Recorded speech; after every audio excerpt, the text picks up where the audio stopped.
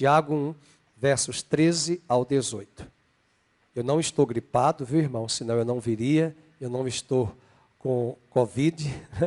Eu já fui aos médicos, já fiz exames, mas na verdade é uma crise alérgica. Chega sempre outono, inverno, o nordestino sofre, né? Eu já estou mais acostumado com São Paulo, mas infelizmente o clima aqui não tem a umidade das praias, né? Só tem a Lagoa do Taquaral, mas não tem nada a ver com a praia do Nordeste, né? Tão bonitas, tão maravilhosas. Aqui em São Paulo também tem, não posso nem falar, porque senão vou pecar e os paulistas vão me expulsar da região. Vamos para Tiago, capítulo 1, verso 13 ao 18. Ninguém, ao ser tentado, diga, sou tentado por Deus. Porque Deus não pode ser tentado pelo mal. E Ele mesmo a ninguém tenta. Ao contrário, cada um é tentado pela sua própria cobiça, quando esta o atrai e seduz. Então a cobiça, depois de haver concebido, dá à luz o pecado. E o pecado, uma vez consumado, gera morte. Não vos enganeis, meus amados irmãos. Toda boa dádiva e todo dom perfeito são lá do alto, descendo do Pai das luzes, em que não pode existir variação ou sombra de mudança. Pois segundo o seu querer, Ele nos gerou pela palavra da verdade, para que fôssemos como que primícias das suas criaturas. Eu esqueci de ler o verso 12, que é o mais importante. Bem-aventurado o homem que suporta com perseverança a provação, porque depois de ter sido aprovado, receberá a coroa da vida, a qual o Senhor prometeu aos que o amam. Deus abençoe a sua palavra, que você esteja aberto para ouvi-la e guardá-la e sermos desafiados a praticá-la. Em nome de Jesus. Pode sentar. Quem está nos acompanhando há alguns domingos, desde o domingo passado nós interrompemos em função da Páscoa, nós estamos trabalhando Tiago e falando sobre mordomia cristã. Hoje nós vamos falar sobre a mordomia da vida cristã. A vida cristã é uma peregrinação. Nenhum de nós veio a este mundo para um parque de diversão. Embora há muitas pessoas que pensam que a vida é um parque de diversão, é da Disney, do Etno White. Mas a vida cristã, no livro mais vendido no século XVI, no século XVII, O Peregrino, já nos chama, e não precisaríamos de John Bunyan escrever O Peregrino, porque nós temos em Hebreus uma das expressões mais lindas afirmando que nós somos peregrinos, forasteiros nesta terra. Uma pessoa madura, ela é paciente nas provas. E uma pessoa imatura, ela é capaz de transformar as provas em tentações. Um dos grandes comentaristas da Bíblia, Warren Wiersbe, ele diz que provas são testes enviados por Deus. E tentações são armadilhas enviadas por Satanás. Quando Deus nos prova, diz Warren Wiersbe, é para que possamos passar no teste e herdar as bênçãos. É por isso que professores fazem provas, para passar para o próximo ano, o ano letivo, né, escolar. E quando nós passamos por dificuldades e somos tentados a questionar o amor e o poder de Deus, principalmente numa época como essa de crise, nós estamos vivendo aí desde 2015, quando houve ali, 2016, quando houve o impeachment da ex-presidente Dilma, nós enfrentamos ali desde 2014, 15 já uma recessão econômica, e depois um novo governo, Michel Temer, depois um novo governo, né? E fora isso, todos os elementos do globalismo, das conjunturas políticas e da pandemia, que nos levou mais ainda a uma recessão, nós estamos vivendo uma época de crise global. Uma crise que, olhando para a Bíblia, para a história, nós vamos encontrar crises semelhantes. O próprio Egito enfrentou uma grande crise nos dias de José. 7 anos de vacas gordas, 7 anos de vacas magras. E nós somos desafiados a sermos fiéis a Deus, leais a Deus, Não só nesse tempo de escassez econômica, financeira, mas também somos desafiados a sermos leais e fiéis a Deus numa escassez moral e numa escassez de vida espiritual. Deus nos chama para lembrarmos nessas questões da mordomia. A mordomia fala de serviço, de sermos administradores. Quando nós falamos que nós somos mordomos, que você é mordomo, significa que você é administrador. Você não é o dono. Você não é dono do seu corpo. Você não é dono do seu ser. Esse corpo, Paulo diz em Coríntios, que glorificai a Deus nos vossos corpos e no vosso espírito, os quais pertencem a Deus. A vida cristã, você que tem um corpo bonito, você que se vangloria, estou falando você, mas eu não estou pensando aqui em ninguém. Eu estou dizendo a muitas pessoas, e a gente precisa ter essa maturidade de falarmos em tentação, de que cada um é tentado, como diz Tiago, na sua própria concupiscência. A fraqueza de alguns pode ser a bebida. A fraqueza de outros pode ser a língua. A fraqueza de outro pode ser a soberba. A fraqueza de outros pode ser a beleza. Olha a fraqueza de Sansão. Olha a fraqueza de Saul, que era tão alto, tão bonito, pelo menos dos ombros para cima, é o que a Bíblia diz, que era tão gigante, tão alto. A Bíblia diz que não havia homem mais alto em Israel como Saul. E de cima do ombro para cima, eu só queria saber como era do ombro para baixo. Não sei se ele era tão caquético e a beleza era tão aqui, Tom Cruise, daqui do ombro para cima. Mas, apesar de toda aquela beleza, ele era fraco. Ele não teve coragem de enfrentar Golias. Foi Davi que era pequeno, não conseguiu nem usar a roupa de armadura de Saul. Então a Bíblia, ela traz narrativas maravilhosas para mostrar que o belo pode ser feio. Que o forte pode ser fraco. Que o que às vezes você está olhando que aquela pessoa está bem financeiramente, economicamente, ela não está bem. E que alguns podem ser tentados justamente nesse possuir, nesse ter. Outros são tentados em se vangloriar no seu intelecto, no seu conhecimento. Outros se vangloriam na beleza. Outros se vangloriam naquilo que acha que ela é bom, ela é boa, ela é maravilhosa, ele é maravilhoso naquela área, mas isso pode ser o elemento que o diabo vai usar para derrubar você e a mim. Então nós precisamos pensar sobre isso, porque Paulo diz que este corpo que nós temos não é nosso, pertence a Deus. Estão lembrados daquela judia, daquela cantora de rock famosa, que há 10 anos atrás, Amy Winehouse, veio ao Brasil, judia, seu pai era riquíssimo, Nova York, frequentava a sinagoga, ela cresceu na sinagoga judaica, mas veio, a última vez que veio ao Brasil, um ano antes da sua morte, ela estava drogada na janela do hotel de Copacabana. Ela não conseguiu fazer o show. Uma menina nova, e depois eu vi as manchetes dos jornais mostrando, acho que ela tinha 27 anos quando ela morreu. Recursos financeiros, materiais, não faltavam para ela. Beleza, talvez não tinha todo aquele biotipo, estereótipo de uma beleza hollywoodiana, ou como as mídias hoje querem propor um tipo de beleza. Mas o seu corpo foi entregue, não à mordomia cristã. Ela ofereceu o seu corpo para o rock, para as drogas, para a bebida, e inclinava seus apetites para as concupiscências da sedução do pecado do lado de fora, e isso a corrompeu. E repentinamente aquela mulher tão nova morreu. Falo dela com muito pesar, porque eu não esqueci a cena dela bêbada na janela do hotel de Copacabana, no jornal. Lembramos de uma grande cantora também que marcou a minha geração, Whitney Houston, que era batista, cresceu na igreja batista dos Estados Unidos, cantava na igreja, cantava no coral, foi achada na banheira, tomada pelo álcool, tomada pelas drogas.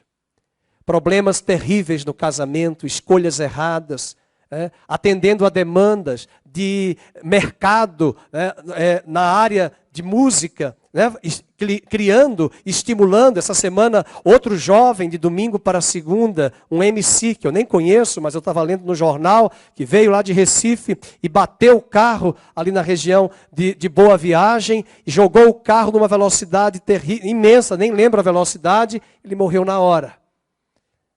Tomado pelo álcool, tomado pelas drogas, tinha acabado de fazer um show, corpo todo tatuado, com aquelas tatuagens mais grotescas e com símbolos extremamente contrários aos princípios, para trazer no seu corpo. Quando você põe uma tatuagem como essa no seu corpo, você está dizendo que se você é um cristão, né? Aqui eu estou falando agora o contrário, você tem o seu corpo, esse corpo não é seu, foi Deus que lhe deu esse corpo. Você tem que cuidar do seu corpo. Que símbolo é esse que você vai colocar no seu corpo, irmãos?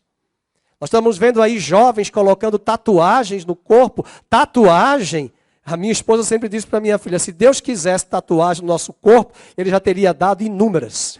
A gente já teria nascido com 1000. Né? Mas que tatuagem? Eu não critico ninguém que tem tatuagem, nem mesmo os crentes que colocam tatuagem, mas eu não vou estar olhando o seu corpo, nem posso. Mas que tatuagem você colocou? E veja, na experiência como pastor, acompanhando pessoas das drogas, acompanhando pessoas no álcool, acompanhando pessoas na compulsão sexual, eu acompanhei pessoas que põem uma tatuagem hoje aqui, amanhã ela quer uma outra aqui, amanhã uma outra aqui, amanhã uma outra aqui, amanhã uma outra aqui. É um vício.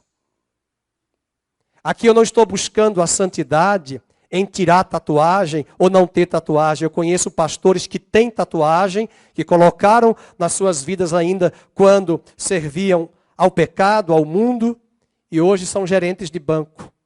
E como trabalham com uma classe, um perfil econômico de classe mais alta com clientes, eles têm contato com mulheres e homens nas suas casas para fazer investimentos. Eles são obrigados a colocar a camisa comprida em pleno calor, para não enxergarem as tatuagens pornográficas em seu corpo.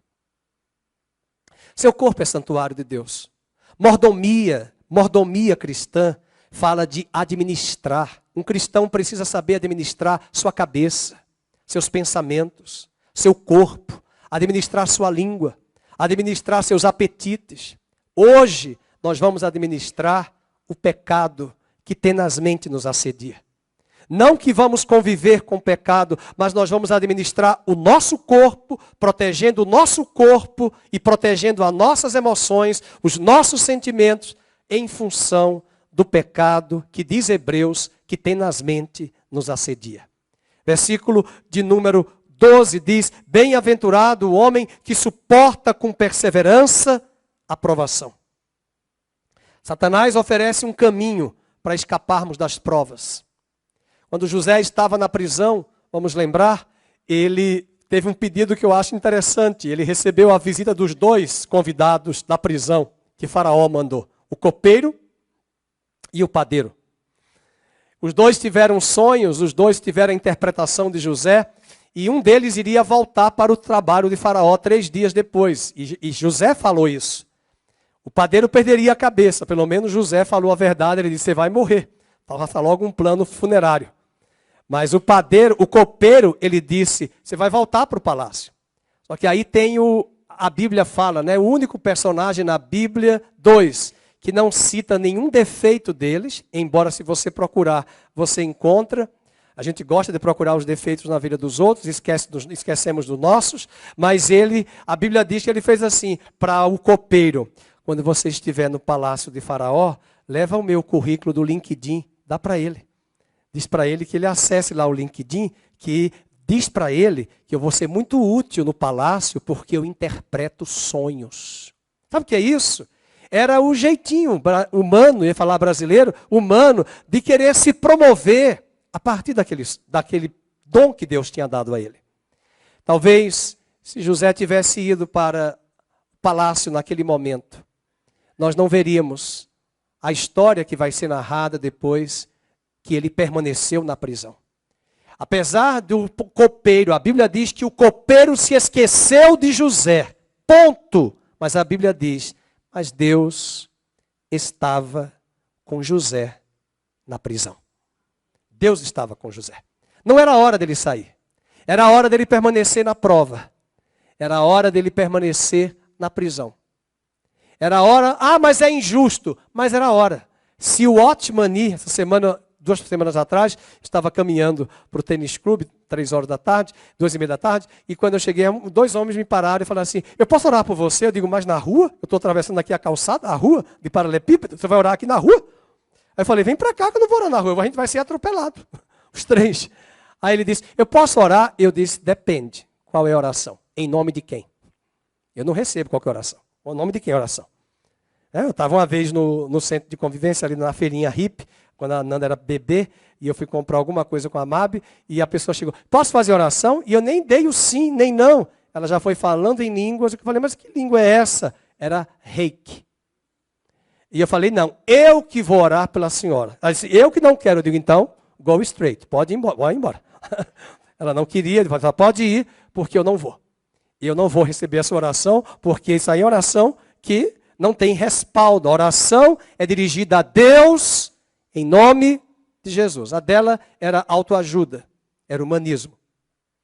Então tem que ter cuidado com esse tipo de prática. E José nos ensina, naquela prisão, que era a hora dele permanecer. Era a hora dele perseverar. Porque depois de ter sido aprovado, ele receberá a coroa da vida, verso 12, a qual o Senhor prometeu aos que o amam. Quando Jesus estava jejuando e orando no deserto, Satanás o tentou, sugerindo ele que transformasse as pedras em pães. Há 2 evangelhos que dizem que Jesus estava no deserto, né? Foi levado pelo Espírito Santo ao deserto. Lucas fala isso, que o Espírito conduziu Jesus ao deserto. Então era provação, mas o diabo se utilizou daquele contexto para tentá-lo. Então a tentação, a provação também pode ser um meio pelo qual o diabo venha concomitante nos tentar. E há 3 fatos nessa pregação de hoje, que eu quero que você anote, que nós devemos considerar se queremos vencer as tentações. O primeiro fato é que você deve olhar para frente e considerar o julgamento de Deus. Olhe para frente. Eu acho lindo que José olhou para frente, o copeiro se esqueceu dele, mas ele disse algo interessante, eu vou ser o melhor preso aqui nessa prisão. Ele olhou para frente. Há pessoas que quando se sentem injustiçadas, elas querem generalizar, elas querem culpar a todos, a questão dos erros, dos acontecimentos, elas querem atribuir à empresa, ao trabalho, à profissão, à igreja, à família, às pessoas. Traga para si a responsabilidade. Olhe para frente. Olhe para frente, considere o julgamento. E o pior, não culpe a Deus pela tentação. Versículo de número 13 diz, ninguém ao ser tentado, diga, sou tentado por Deus. Essa pessoa está errada. Na hora que ela está observando, vivendo isso, que ela está sendo tentada, ela está atribuindo que a tentação vem de Deus. Ela está equivocada. Ela não está olhando para frente. Deus é muito santo para ser tentado. E Ele é absolutamente amoroso para tentar. Aliás, Gênesis 22, versículo 1. Vamos ver se a Bíblia do Rogério está correta ali no sistema. Se a sua Bíblia tiver, Deus tentou Abraão. Está errado. A Bíblia diz, depois dessas coisas, pôs Deus Abraão. Olha a crase, a prova. Deus prova. Tem uma versão aí, se alguém tiver com uma versão agora, confere aí, Gênesis 22. Se a sua tiver, Deus tentou, muda de versão. Deus não tenta. Deus prova. Deus prova.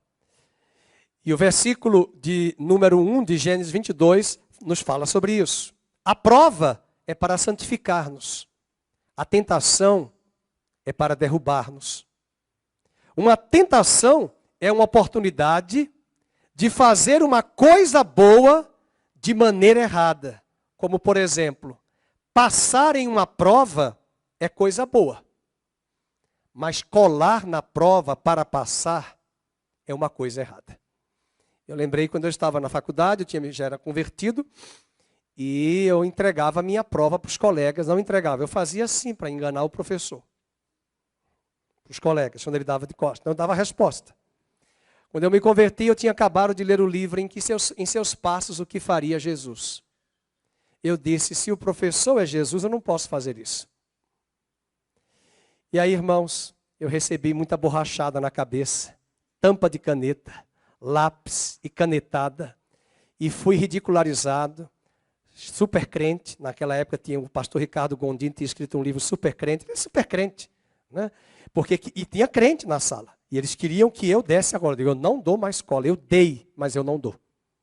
Uma vez no colégio eu fiz pior. Eu era muito bom em inglês, eu peguei o livro, a prova de inglês, não assinei, fiz a prova, passei para o Felipe, era Felipe o nome dele. Passei para o Felipe tirou, ele tirou 10, eu tirei 9,5, porque eu marquei uma resposta errada. E ele tirou com 10. E eu fiz assim, quando o professor deu as costas, eu fiz... Perdoe-me, eu só tinha 18 anos. 17, estava no terceiro ano do ensino médio. E eu lembro que naquela época nem era médio, né, irmão? Era segundo grau, mas já mudou a LDB de 96, agora é ensino médio. Então, são essas coisas que... aquele livro mudou a minha vida. Em seus passos. O que faria Jesus? Então, é preciso lembrar nessas questões. Veja, o prazer sexual... é uma coisa boa. Deus deu sexo ao casamento. Mas o sexo fora do casamento é uma coisa errada. A provação, ela visa o nosso fortalecimento. Mas a tentação visa a nossa queda. Tiago vai ver o pecado não apenas como um ato. Mas o pecado, que eu quero que você anote aí nesse primeiro ponto, é um processo em 4 estágios. Eu tenho 3 pontos de pregação. Mas nesse primeiro ponto, eu quero que você coloque aí os estágios da tentação para levar o homem ao pecado. O primeiro estágio é o desejo ou a cobiça. Veja o verso 14. Ao contrário, cada um é tentado pela sua própria, não é pelo diabo. Até porque o diabo não mora com você. Dê glória a Deus. A Bíblia diz que maior é aquele que está em você do que aquele que está no mundo. A semente que está em você é a semente da palavra de Deus incorruptível. O pecado está do lado de fora. O pecado está se aproveitando da minha carne, da sua carne, porque Deus falou à serpente, pó é a tua comida, e pó tu comerás todos os dias. Cobra não come pó, cobra come vertebrados, invertebrados, folhas. Pó ela não come. Está falando que essa carne vai ser instrumento, foi instrumento de queda e vai ser alimento para o homem. Ser levado à degradação moral. Depois ele diz, de tu rastejarás. E é isso que Satanás faz. Quando Deus diz à serpente, tu rastejarás, ele está mostrando, tu levarás o homem à degradação moral, aos valores mais baixos. O primeiro estágio é a cobiça. Veja o verso 14. Ao contrário, cada um é tentado pela sua própria cobiça, quando esta o atrai e o seduz. Nós podemos transformar um desejo legítimo em um desejo pecaminoso. Por exemplo, comer é normal. Comer é normal. Agora, a glutonaria é pecado. Dormir é normal. Mas preguiça é pecado. Sexo no casamento é normal. Sexo fora do casamento é pecado. Queridos, está difícil falar isso para os jovens dos dias de hoje.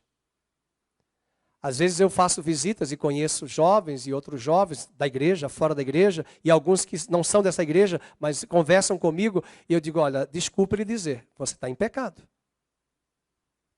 Você está tendo relações sexuais com essa namorada, e eu quero só dizer uma coisa, mas nós não somos casados, você é casado.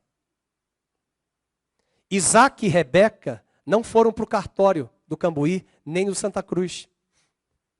Isaac e Rebeca não procuraram pastor, nem padre, nem rabino, não existiam. Mas Isaac e Rebeca se casaram como resposta da oração de Abraão, que pediu a Eliezer para procurar uma mulher, uma moça para o seu filho, na terra de seus pais. E Eliezer, além disso, ora, pede um sinal, Deus dá um sinal. O sinal é que aquela mulher, que seria a esposa de Isaac, desse água para os camelos. Entra no Google e vê quantos litros de água um camelo bebe. E ela tira a água do poço, não tinha Sanasa, tirou a água do poço. E Eliezer só observa essa mulher. Sabe como foi o casamento deles? Não tinha pastor, não tinha padre, não tinha rabino. A Bíblia diz que eles entraram na tenda. Na tenda. Quando Isaac a viu, né? E ela também o viu, a Bíblia diz que ela, é ele. Acho que ele também disse, é ela. Porque Eliezer deve ter dito, ali é a caravana do meu senhor. A Rebeca está ali. E a Bíblia diz que ele vinha do deserto. E ela estava no deserto. E diz a Bíblia que ele entrou na tenda. E quando a Bíblia diz que ele entrou na tenda e teve intimidade com ela, a Bíblia quer dizer, e tornaram-se marido e mulher. Uma vez eu falei isso no casamento, que toda relação sexual é um casamento. Eu vi uma pessoa que estava como convidado fazendo assim.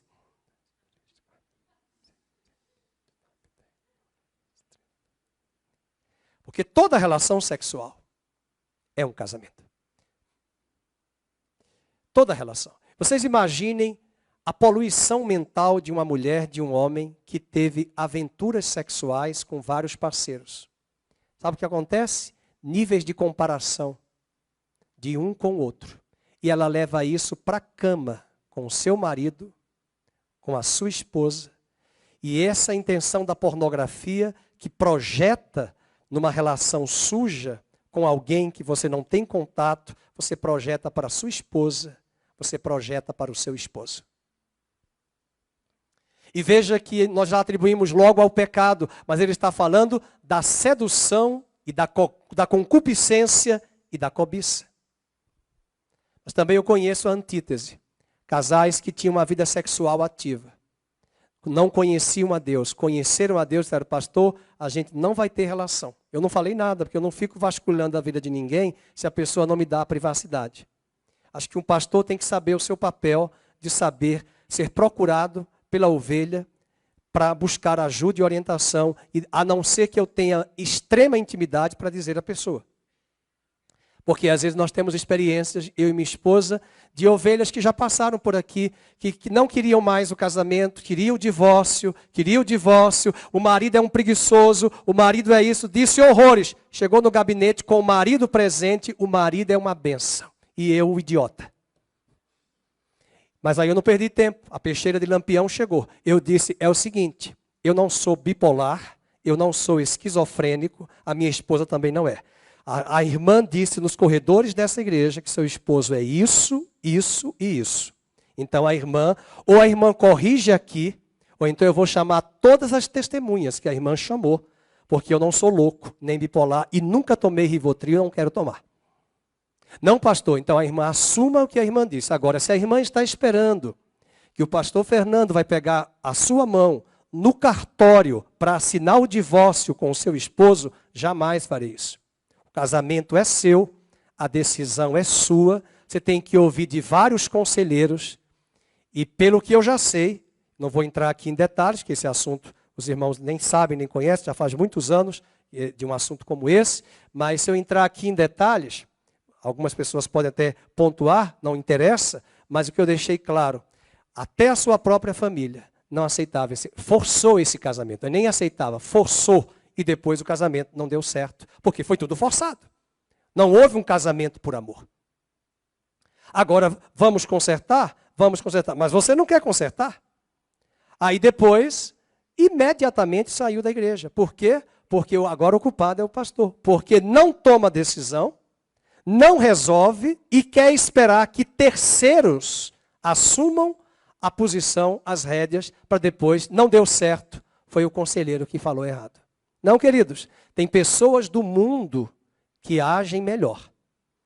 Eu já vi um casal que marcou a minha vida, infelizmente não deu certo, mas eu queria que desse certo. Eles disseram, pastor, nós não somos cristãos, mas a gente decidiu que nós temos incompatibilidade. Resolvemos tudo, ela ficou no apartamento, eu depois vendi o apartamento, dei a parte dela, a minha parte, ficamos amigos, não temos filhos, e o meu problema é que eu não estou afim de viver o casamento, porque eu sou muito individualista. A esposa não aceitava, e os dois continuaram amigos, continuou, e não são cristãos. Já resolveram. O cristão não vai resolver dessa forma, já vamos nos divorciar, isso não é motivo para divórcio. Isso não é motivo para separação. Entretanto, cuidado até de quem você vai buscar conselhos, porque há gente que busca muito conselho, mas não toma a posição correta, se deixa levar e influenciar. E às vezes nós conselheiros, nós pastores, não podemos tomar o protagonismo da decisão daquela pessoa. A decisão, como dizia o padre Zezinho, é sua. A decisão é sua, o casamento é seu, a vida é sua. Mas lembre-se que essa vida foi Deus que nos deu. Esse corpo foi Deus que nos deu. Gosto muito de Coríntios, 1 Coríntios capítulo 6. Glorificai a Deus. Pode pôr aí, 1 Coríntios capítulo 6. Acho que é o verso 20. Glorificai a Deus nos vossos corpos. Último versículo. É isso mesmo, já achou. Porque fostes comprados a Deus por preço. Glorificai, pois, a Deus no vosso corpo. E tem algumas versões que depois dessa frase diz, vírgula, os quais pertencem a Deus. Às vezes nós ficamos encantados naquela época que a Gisele Bündchen desfilava, uma das grandes modelos, passarela, corpo. Mas concomitante, aquele mesmo período, duas modelos gêmeas que nós conhecíamos da Central, trabalhavam na mesma agência que a Gisele Bündchen em Nova York. Essas duas meninas, filhas de um casal da Nazareno que eu conhecia, dava estudo bíblico na casa dos pais dela, que são nossos amigos. Elas disseram para mim, depois do grupo de comunhão, elas disseram, pastor, nós recebemos convite para trabalhar com lingerie. Aquelas lingeries famosas, eu esqueci o nome, da Victoria's Secret, naquela época. Elas assim, nós não fazemos esse tipo de contrato. Nós temos contratos que são contratos que comprometem a nossa imagem. O meu corpo. Eu não quero. E além disso, ela me contou algumas coisas que não convém dizer, estamos ao vivo, de modelos famosas, dopadas de drogas, álcool. Mas eu achei bonito quando ela disse a mim, e a minha esposa, nós não fazemos desfiles de Victoria's Secret e não expomos as nossas intimidades, o nosso corpo. Uma escolha. E o interessante que elas não eram muitos anos de igreja. Não eram também tão neófitas, mas eu acho que tinham mais ou menos 3 anos de conversão. As duas hoje estão casadas, andavam na mesma agência que a Gisele Bündchen, faziam desfiles em várias passarelas internacionais, mas eu falei para minha esposa no carro naquela ocasião, que critérios e que escolhas sensatas. E ela disse, pastor, e dinheiro rola. E os contratos são pesados, financeiramente, que aumentam os nossos olhos. Mas nós decidimos não fazer isso. Porque amanhã vamos colher uma consequência negativa na nossa vida. Bem, os desejos devem estar sob o controle. E não no controle. Nós devemos controlar os desejos. E não estes a nós. Vocês lembram quando Caim matou Abel? Ele foi dar uma desculpa. Abra sua Bíblia, nós estamos estudando sobre mordomia. Olha a palavra que Deus diz para Caim, depois que ele mata Abel. E ele tenta se desculpar. Essa é uma das frases que faz eco até os dias de hoje. Versículo 7, capítulo 4, versículo 7 de Gênesis. Se procederes bem, não é certo que serás aceito? Agora leiam. Se todavia procederes mal, leiam todos. Eis que o pecado jaz à porta. O seu desejo será contra ti, mas a ti cumpre dominar o desejo. Domine o desejo. Olha o perigo de chegar sábado à noite, não tenho lugar para ir, eu quero dançar, as minhas amigas estão todas com namorados, e daí? Você vai se atirar para o primeiro que aparecer? Você vai sair com aquela primeira que aparecer, vamos, eu preciso, eu tô. Não, toma um banho de água gelada. Faça um exercício. Pule. Queime caloria. Vai tomar água. Eu estava falando um dia, vendo um estudo no Instagram, um personal trainer falando assim, dá uma vontade, a gente tira carboidrato, tira açúcar, né? Aí chega de tarde, eu sou um deles, porque eu almoço, e eu aprendi a comer doce de goiaba, doce de jaca, doce de banana, tudo caseiro. Aí o personal trainer falou, tira o açúcar. Não para mim, que eu não tenho personal, mas eu acompanho no Instagram alguns, e aí tira o açúcar. Aí ele falou, quando vier a vontade de comer, vá na cozinha e tome um copo de água. Eu digo, ai meu Deus, a água vai tirar o desejo de comer aquela banana sem açúcar.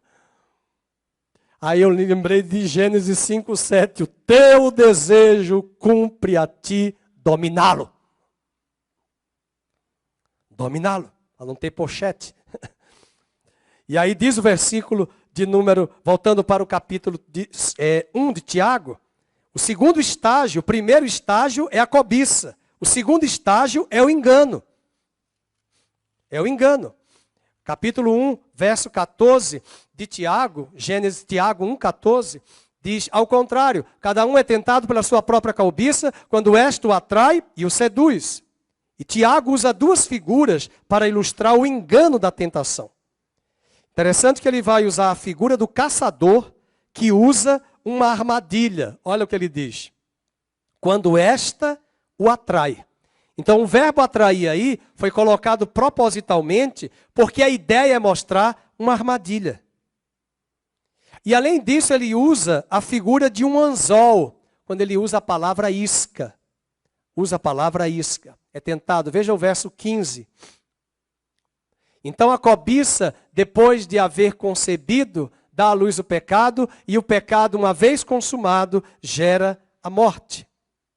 Ah, meus irmãos, nessa manhã, se nós pudéssemos ver o que estamos vendo hoje na Bíblia, e se Ló pudesse ter visto, a ruína que estava por trás de Sodoma. Como foi que Ló escolheu Sodoma e Gomorra? Vocês lembram? Abraão, para mim, ali foi ou um gênio, ou muito fazer concessão. Ele disse, escolha as terras.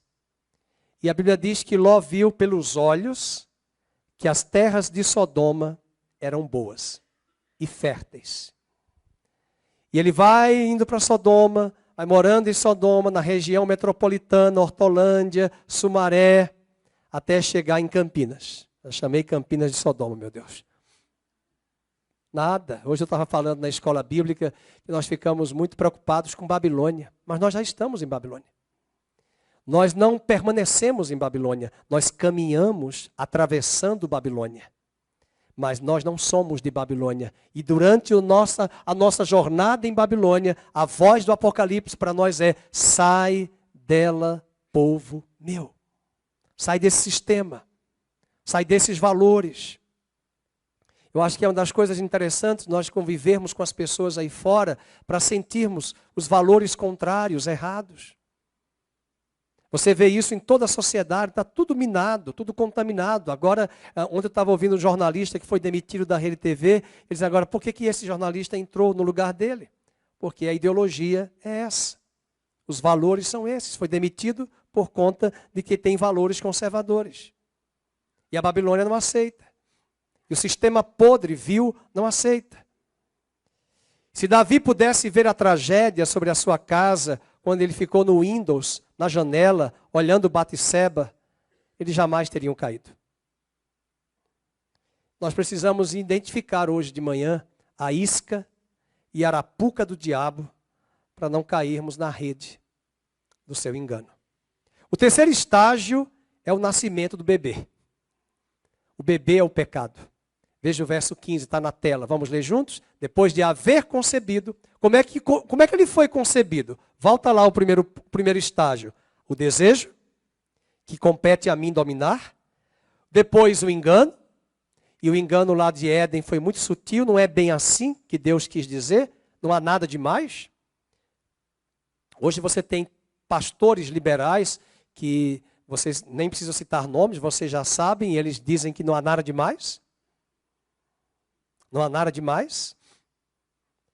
É complicado, né? E aí o terceiro estágio, o bebê nasceu. E o Tiago agora vai mudar a figura da armadilha e do anzol para a figura do nascimento de um bebê maldito, chamado pecado. E ele diz, dá à luz o pecado, e o pecado, uma vez consumado, gera morte. O quarto estágio é a morte. E a palavra morte não é morte física. A palavra morte quer dizer separação.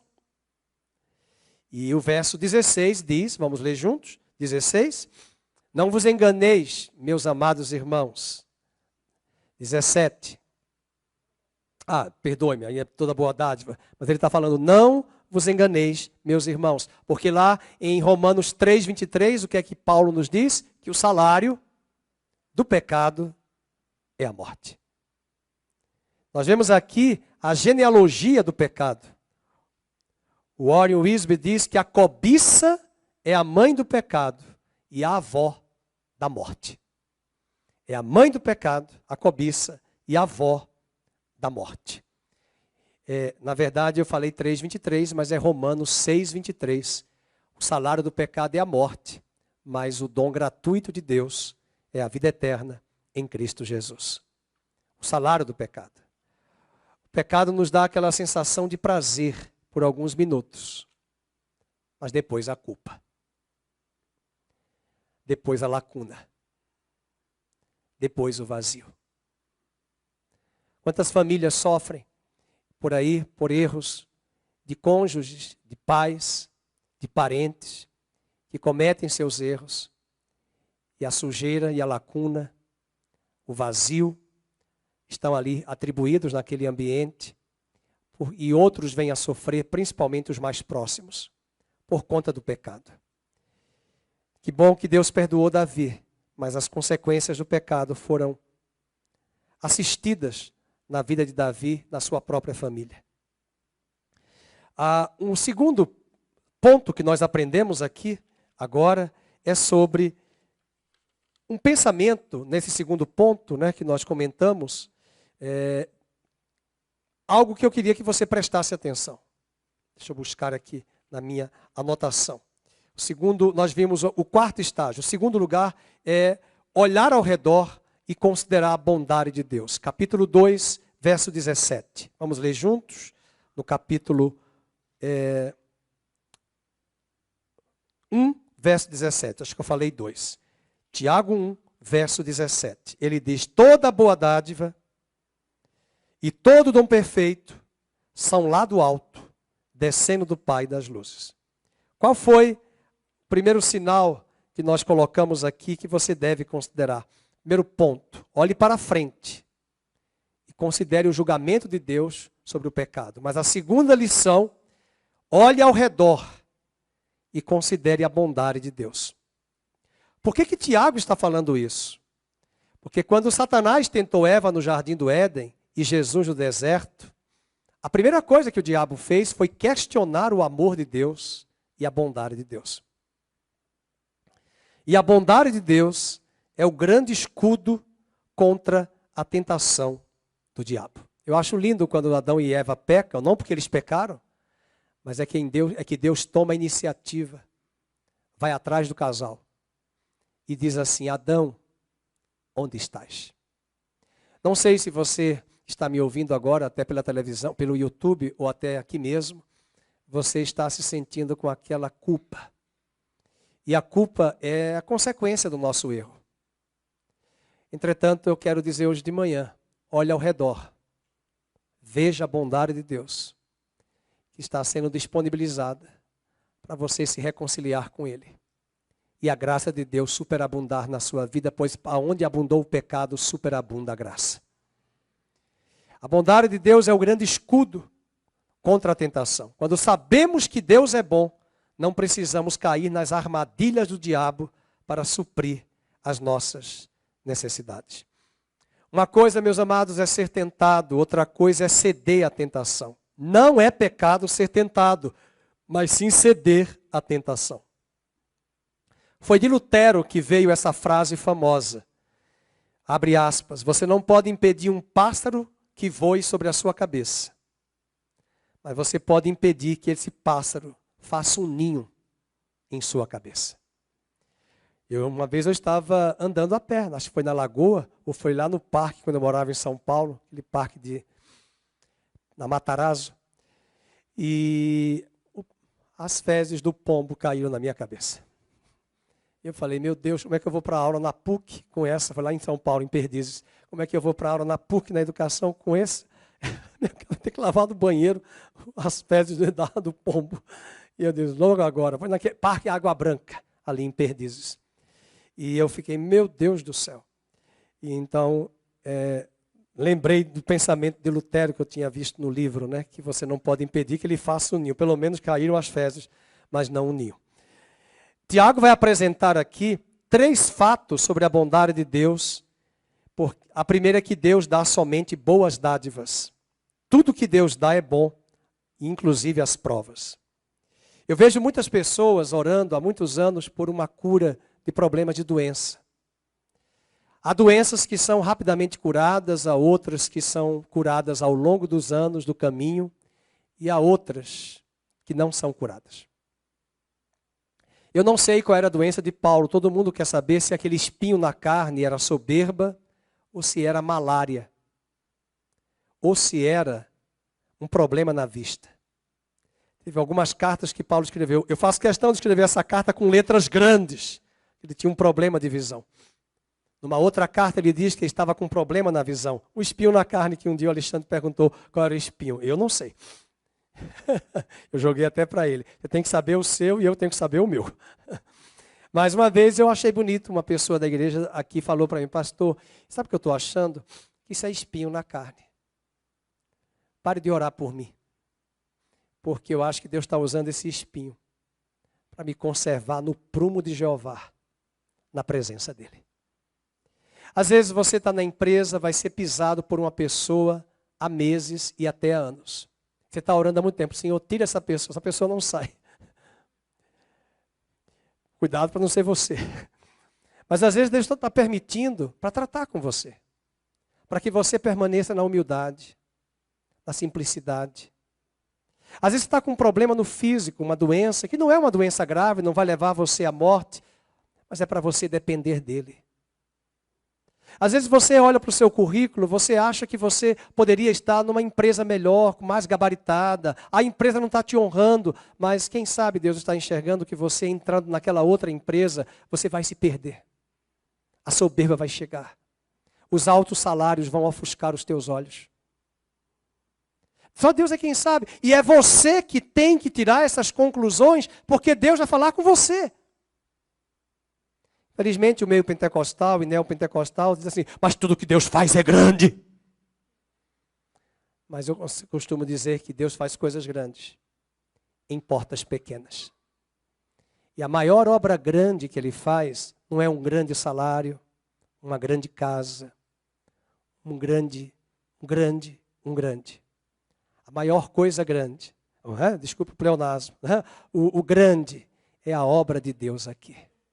É o caráter de Deus. José queria ir logo para o palácio, mas a Bíblia diz que José, o copeiro se esqueceu de José, mas quando ele foi para o palácio, foi sobrenaturalmente, Deus abriu a porta.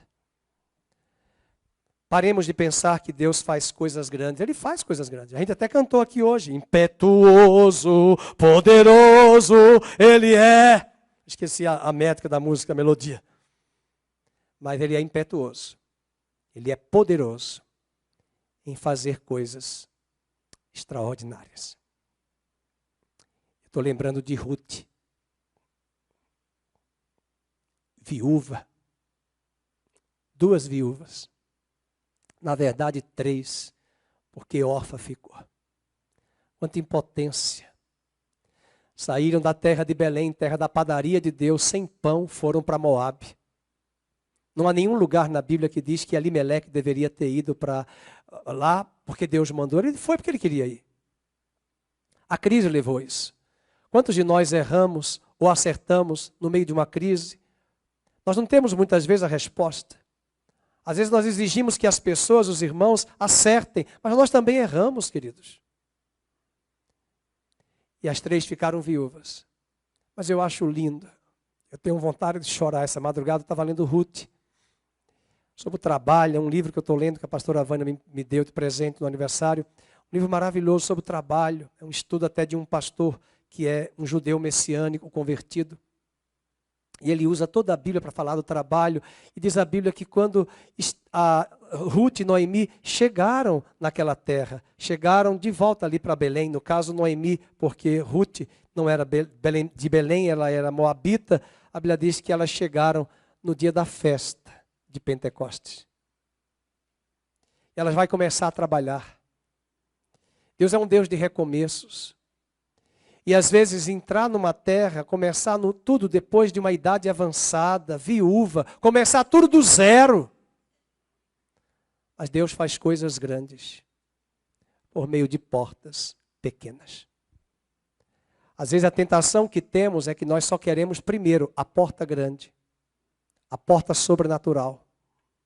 E Deus também opera no natural, fazendo coisas extraordinárias. Considerar a bondade de Deus. Interessante que no capítulo 1 de Tiago, verso 17, diz: toda boa dádiva e todo dom perfeito são lá do alto, descendo do Pai.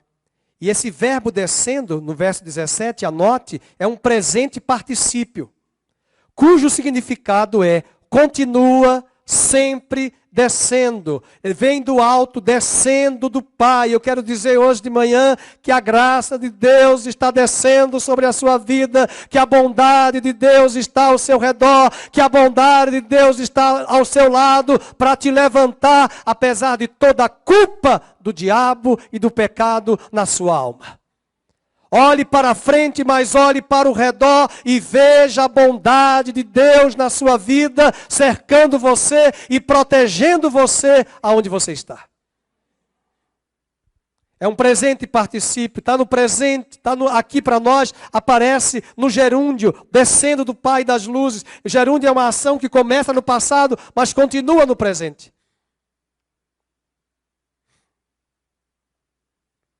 Dei risada quando eu falei essa semana no call center, a pessoa usou 4 verbos. Vou, estar, fazer, encaminhando. Meu Deus do céu. Eu quase desmaiei. E a Fernanda escutou no Bluetooth do carro, eu falei, a gramática aqui está um horror no call center. Aqui ele diz, está descendo. Não vou estar descendo. Está descendo. Do alto, do Pai, das luzes. Deus não muda, Deus não pode mudar pior.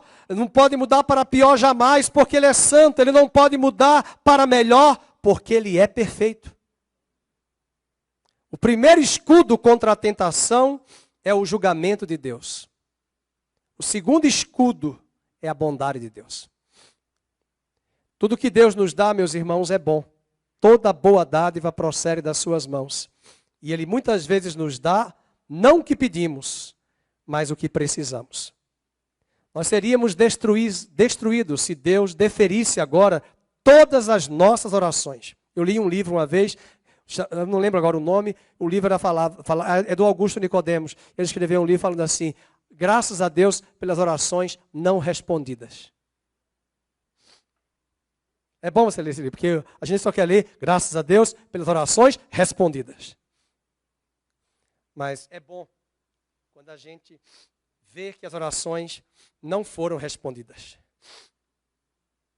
Se Ló pudesse, perdoe-me. Muitas vezes nós pedimos uma pedra, pensando que estamos pedindo um pão.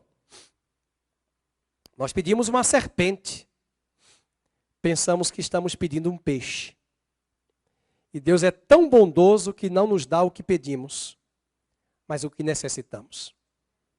Enquanto eu preparava o sermão, eu fui no Facebook pegar um pensamento de uma escritora, acho que ela é americana ou é inglesa, Elizabeth George. Eu queria pedir licença para que você prestasse atenção o pedido de Elizabeth George para nós, para ela. Ela disse, abre aspas, pedi a Deus forças para que eu pudesse alcançar êxito. Resultado, fui enfraquecido. para que pudesse aprender a humildade para obedecer. Pedi saúde para que eu pudesse fazer grandes coisas. Fiquei enfermo para que pudesse fazer coisas melhores. Pedi riquezas para que eu pudesse ser feliz. Foi-me dada a pobreza para que eu pudesse ser sábio. Pedi poder para que eu pudesse ter o louvor dos homens. Recebi fraqueza para que eu sentisse a necessidade de Deus. Pedi todas as coisas para que pudesse desfrutar a vida. Foi-me dada a vida para que eu pudesse desfrutar todas as coisas. Não recebi nada do que pedi, mas tudo de que precisava. Quase que a despeito de mim mesmo, minhas orações não foram respondidas. Minhas orações não respondidas foram respondidas. Eu sou dentre todos os homens, diz Elizabeth George, o mais ricamente abençoado. Amém? É isso que acontece às vezes conosco. Você quer ser forte, assim, eu quero ser humilde. Não peça essa oração não, que amanhã você vai ser humilhado. Porque você quer ser humilde. Você vai ser esquecido, rejeitado. Você pode orar, viu, irmãos? É brincadeira. E o terceiro e último ponto, o primeiro foi olhar para frente. O segundo, olhar para o redor, para o derredor. E o terceiro, olhar para dentro e considerar a natureza divina dentro de você. A semente incorruptível está dentro de você. Veja o verso 18. Pois segundo o seu querer, leiam, ele nos gerou pela palavra da verdade para que fôssemos como que primícias das suas criaturas. E segundo a palavra de Pedro, essa palavra da verdade que nos gerou é a semente de Deus incorruptível que foi colocada dentro de nós, e essa semente está gerando hoje um filho de Deus maduro, e maior é aquele que está em nós, porque dentro de nós o Espírito de Cristo habita, e o Espírito de Cristo é maior do que aquele que está no mundo, porque o Espírito de Cristo é o Logos é a palavra, e a palavra é a semente incorruptível. E agora você pode dizer como João disse, maior é aquele que está em mim, leia o restante, do que aquele que está no mundo. Tiago vai usar o nascimento para falar do pecado e da morte, mas ele vai usar o nascimento para falar da nova vida. Versículo 18 diz que para que fôssemos como que primícias, ele nos gerou, ele está falando de nascimento, de gerar. Ele está usando aqui algumas características desse novo nascimento. É um nascimento divino e gracioso. Nicodemos achava que ele teria que voltar para o ventre materno. Os espíritas olham para João 3 e acham que é reencarnação. Mas em João 3, versículo 4 ao 7, ele está falando desse novo nascimento. Mas o novo nascimento é um nascimento de cima, que vem do alto, de Deus. Não depende de nossa vontade. E eu pergunto hoje de manhã, você já nasceu de novo? Essa semente da palavra incorruptível está em você? Nós não nascemos de novo por causa dos nossos pais, nem da nossa decisão, nem da nossa religião. O novo nascimento é uma obra de Deus.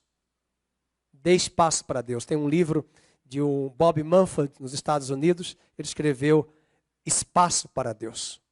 Dê espaço para Deus. O segundo motivo desse nascimento é o meio do novo nascimento. Ele é operado através da palavra de Deus, assim como o nascimento natural vem pelo relacionamento do pai e da mãe. Eu costumo dizer que toda a verdade é paralela. Todo mundo que está aqui nasceu de dois elementos. Digam comigo, óvulo, espermatozoide. Espiritualmente é a mesma coisa. Para você nascer de novo, você precisa da palavra e do Espírito. Eu chego hoje, vou pregar para o Emerson, sou um evangelista, ele que é. Eu prego para ele, ele ouve a palavra. Se o Espírito Santo convencer ele do pecado, da justiça e do juízo, da união da palavra com o Espírito, vai gerar dentro dele o Filho de Deus. Esse filho é gerado aqui dentro, essa imagem, essa natureza de filho é gerado em nosso coração. E é nessa hora que essa operação sobrenatural, chamada novo nascimento, acontece. E o terceiro e último É o propósito do novo nascimento. Nós nascemos de novo para quê? Versículo 18. Para que fôssemos o quê? Como que as primícias das suas criaturas. Encerro nesta manhã dizendo que o novo nascimento é o mais alto nascimento para o mais alto tipo de vida. Você nasceu de novo? O Espírito de Deus recriou o seu espírito. Nós não entendíamos isso antes da nossa conversão.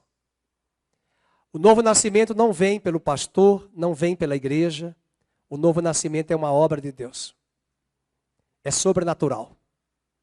E quando nós nascemos de novo, os nossos valores mudam. A primeira mudança é arrependimento. E arrependimento não é de adultério apenas, de prática. Não, é mudar a forma de enxergar as coisas. Você enxergava antes sobre uma ótica, a ótica humana, a ótica humanista, a ótica ideológica, mas agora você enxerga pela perspectiva de Deus. E agora dentro de você, seu espírito foi recriado, o Espírito Santo vem habitar em você, e maior é aquele que está em você. E quando o pecado tenazmente te assediar, você já é mais do que vencedor em Cristo Jesus. Você vai ser tentado, mas você vai conseguir ter o controle dos seus desejos, das suas cobiças, das suas paixões pelo Espírito de Deus. E aqui a grande dica: não apenas podemos nascer de novo e ficar em nossas casas, sem congregar, sem frequentar uma igreja durante a nossa caminhada de anos. Você precisa congregar. Porque se você é um bebê novo na fé, como é que você vai se alimentar, se fortalecer diante? Bebê precisa de imunidade. E você precisa se fortalecer. É por isso o ambiente da igreja, o ambiente da palavra, o ambiente do estudo bíblico, da adoração, da comunhão com os santos, para corrigirmos os nossos irmãos mais próximos. E aprendemos a obter vitória sobre a nossa vida espiritual a partir das experiências com os nossos irmãos. Vamos lembrar desta palavra de Tiago hoje de manhã. 3 olhares. Olhe para a frente. Olhe para o juízo de Deus sobre o pecado. Olhe para o seu derredor. Olhe para o lado. Veja a bondade de Deus. Mas terceiro e último, como nós falamos, olhe para dentro de você. Não buscando autoajuda, olhe para dentro e veja que aqui dentro está a semente da palavra de Deus, incorruptível. Essa semana uma pessoa quis discutir comigo na rede social, porque eu falei, o homem não é bom. Eu não sou bom. E a pessoa, mas eu sou bom. Eu não admito injustiça. Aí minha esposa falou, e geralmente a pessoa que diz não admite injustiça é a que mais comete injustiça. Aí eu falei, mas não adianta dizer isso para ela. É que essa pessoa está confiando na justiça própria dela. Mas a Bíblia diz, não há sequer um justo. Porque a frase que eu não mais tolero nas redes sociais é essa. Siga o teu coração. Mas a Bíblia diz que o meu coração e o teu é corrupto. Nós devemos seguir o coração de Deus. Mas o coração de Deus só vai ser seguido, quando esse coração tiver a semente da palavra de Deus. Eu sei que a hora já avançou, mas eu queria orar por você. Eu queria que você ficasse de pé. E nós vamos ler esse versículo, porque eu quero fazer uma oração final, para pedir a Deus o que nós fizemos hoje na escola bíblica. Hebreus 1:8. Esse versículo eu acompanho ele há muitos anos. Esse versículo foi dado para Jesus. Veja o verso 9, na verdade. Verso 9. Essa frase está no Velho Testamento.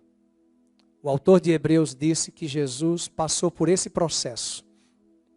Nós vamos passar. A minha oração final é que você e eu tenhamos vitória sobre o pecado. Mas nós precisamos sair daqui hoje com esses 2 sentimentos. São ambíguos. Amar a justiça e o quê? Odiar o pecado. E quando nós abraçarmos esse conceito, eu vou amar o que é justo, eu vou amar o que é de Deus e odiar o pecado. Sem querer, ontem eu toquei no Instagram, não era nenhuma página indecente. Mas era uma postagem que alguém fez, aí o meu dedo vazou, bateu e eu curti. Eu digo, meu Deus, eu não posso curtir isso. Aí fiquei preocupado. Pensou se alguém me vê curtindo uma coisa dessa, uma fala dessa? Pastor Fernando curtiu. Mas se eu curto, eu estou dizendo que eu concordo com o pecado. E o que Deus quer nos dar de vitória, queridos, a você, é coisas muito pequenas aqui, criteriosas, que nós temos que dizer, Senhor, eu não quero ser legalista. Eu não quero ser hipócrita. Eu não quero olhar a trave, o cisco do outro e esquecer da minha trave. Eu quero ter mais critérios. Eu quero parar de agir por impulso. Eu preciso raciocinar as coisas. Eu preciso pensar de como é que Deus pensa. Eu preciso parar de fazer o que a sociedade aí ensina aos nossos filhos, dando risadinha com o pecado. Balançando a cabeça, não. Eu já fui para muitas palestras de professores ideológicos. Quando eles diziam certas coisinhas, eu fazia assim. E todo mundo está dando risada. É por isso que a educação está assim. Porque as pessoas estão balançando a cabeça. Ah, mas eu não pratico. Mas você ama a iniquidade. Não pratica, mas concorda. E nós precisamos lembrar. Amaste a justiça. Odiaste o pecado. E essa palavra que você vai ler agora, eu quero dizer. Vai sobre a sua vida e sobre a sua cabeça hoje de manhã. Para essa semana e para todos os dias. Por isso, vamos. E por isso... Deus, diga isso, o teu Deus te ungiu com óleo de alegria como a nenhum dos teus companheiros. Sai daqui com esse óleo de alegria. Esse óleo será consequência na sua vida, na medida em que você ama a justiça, o que é justo, e odeia o pecado. Vamos orar, baixa a sua cabeça. Pai, eu também baixo a minha cabeça, para reconhecer que toda autoridade, toda boa dádiva está descendo do céu. Olhamos hoje para frente e vemos o juízo do pecado. Olhamos hoje para o nosso lado e graças a Ti lembramos da Tua bondade. Mas olhamos hoje para dentro de nós e encontramos a palavra incorruptível. Mas queremos sair daqui hoje com essa decisão volitiva, pessoal, da nossa própria vontade, afirmando, Senhor, eu quero odiar o pecado. Amar a Tua justiça. E viver os próximos anos da minha vida, os próximos dias, com um óleo de alegria. Que o Senhor vai ungir a minha cabeça mais do que os meus companheiros. Porque nós já sabemos que o pecado ele traz prazeres efêmeros, passageiros. Mas ele traz um sentimento de culpa e de condenação, às vezes irreparável. Que o Senhor nos livre do engano, que o Senhor nos livre da sedução, que o Senhor nos livre da autossuficiência, da independência. Ó Deus, nós não queremos o óleo físico agora, nós queremos aquele óleo que desce sobre a barba de Arão, que desce sobre o corpo de Arão, e o corpo de Arão é o corpo sacerdotal, e nós somos os teus sacerdotes. Venha este óleo sobre a nossa cabeça. Venha este óleo sobre a nossa vida. Quebra nesta manhã o poder do engano e da sedução da nossa cabeça. O poder da mentira. O poder da manipulação, do engano. Quebra na nossa vida. As máscaras, Senhor. Todo o cinismo, toda a hipocrisia do nosso coração. Olhamos para dentro de nós. Encontramos a Tua palavra. E nós queremos caminhar com o Senhor nessa jornada de peregrinos e forasteiros, entendendo que vamos diariamente optar em odiar o pecado e amar a justiça, fazer os dois caminhos. São ambíguos, Senhor, mas haverá uma diferença entre aqueles que Te servem e aqueles que não Te servem. Livra-nos das consequências do pecado. Não nos deixes cair em tentação, Senhor. Não nos deixes cair em tentação, mas livrai-nos de todo o mal. Guarda os homens solteiros e casados. Guarda as mulheres. Guarda, ó Deus, das amizades intencionais. Guarda-nos de pessoas, ó Deus, vestidas de justiça, mas que são, Deus, instrumentos do engano para nos afastar do Senhor. O Senhor nos livre de todo mal. O Senhor nos fortaleça. E acima de tudo, quebrante o nosso coração. O amor de Deus, a graça de Cristo e a doce consolação do Espírito Santo seja sobre todos, agora e sempre, no nome de Jesus. Amém e amém.